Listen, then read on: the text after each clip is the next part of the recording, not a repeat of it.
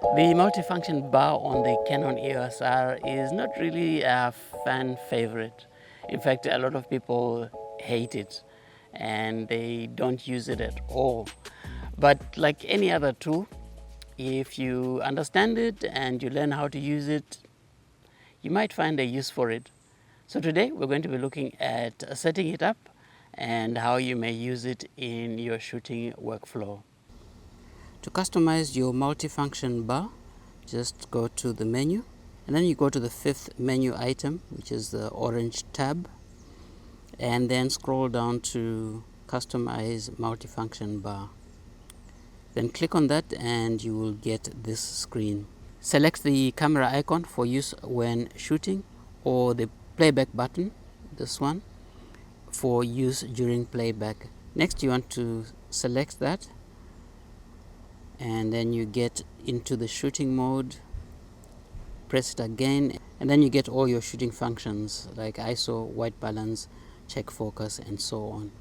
So if I choose this shooting function, ISO, and then scroll down to the swipe, I can assign the swipe gesture for ISO, and this is what is available. It's either off or on.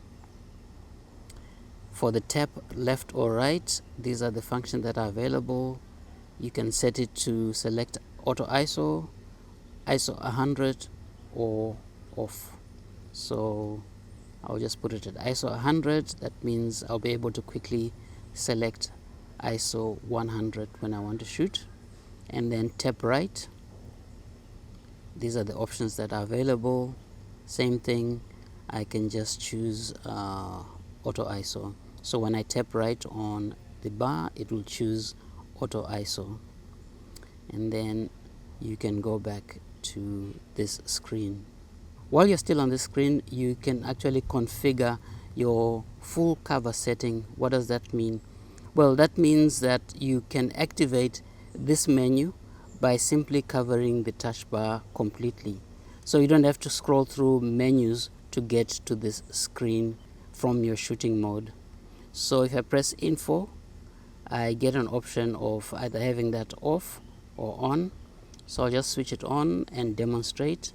So if I'm back here in the shooting mode, I can simply cover. So when I cover this completely, the menu comes up. I find it to be a bit finicky. Sometimes it doesn't work first time, but that's what it's supposed to do. The other thing you can do on this screen is to configure your safety lock, and what this does is enable or disable the safety lock.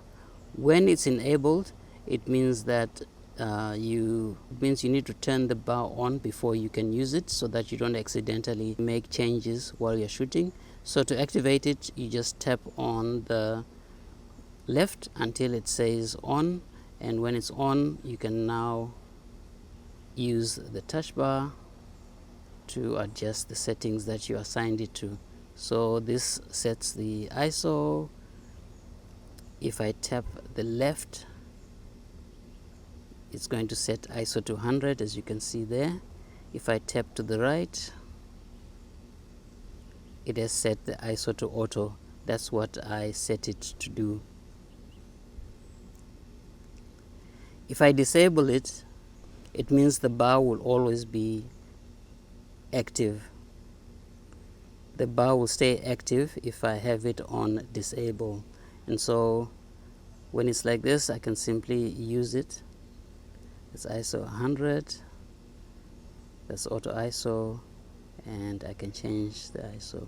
The other way to customize this is if you click back into here where you see all the functions that you can assign, you notice at the bottom you have two functions: user customization and not assigned. You're going to use not assigned if you are not going to use the bar at all when you are shooting. So when I go not assigned, you see everything is now grayed out. So this bar is now inactive, and if you don't want to ever use it, then you can just keep it on not assigned. but you can also use user customization. And what user customization does is it gives you more flexibility in what you can assign to the gestures. So instead of assigning a particular function, I'm going to go to user customization, and then when you go down to assign a function, you'll see the menu will have changed just a little bit. So when I go into there, you can see now we have different functions that I can choose to customize. I can use the front dial to select the same shooting functions that I could select before, and then use the rear dial to select the specific function that I want that gesture to control. Now this gives you a lot more flexibility, because as you can see, you're no longer limited to a specific function on the buttons. So if I click set and go back and go to the tap left function, even though I have movie recording on this swipe function, I can actually assign the next tap function to something completely different. So instead of moving recording, I can go to something else like auto focus and assign some autofocus function to that particular gesture. And I can go to the third one, and instead of movie recording, instead of autofocus, I can do a third thing which is different. Let's say white balance. So maybe I set that to custom white balance. So you can see the difference between user customization and choosing a specific function. It gives you a lot more flexibility in that you can mix and match shooting functions on the touch bar to control. So that's the touch bar. Everyone loves to hate this feature.